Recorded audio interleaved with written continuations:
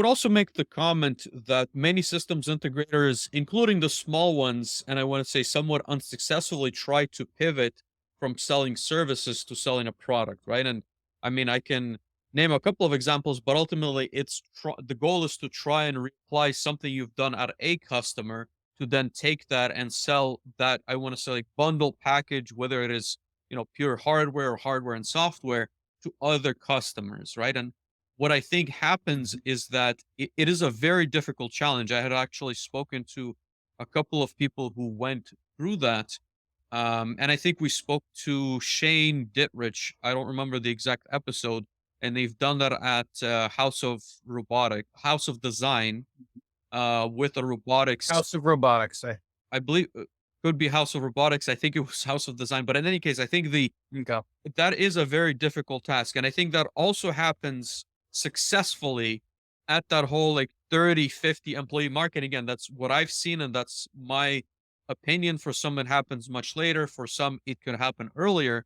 But I think that Mm. shift also is extremely pivotal in how they, I want to say, handle business with the end users. And I would say it's less so that they make the shift.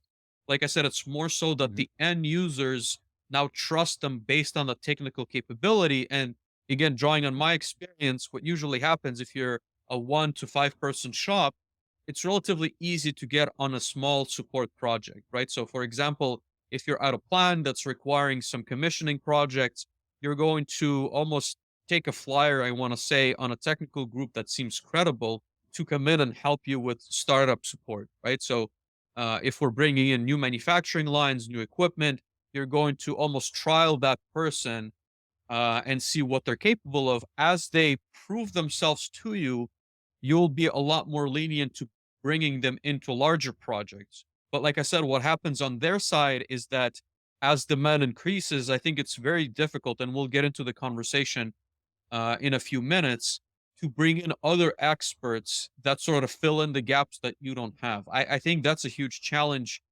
for in many technical areas, right? Because um, the demand is there, but to sort of like manage that growth, I think is not as simple.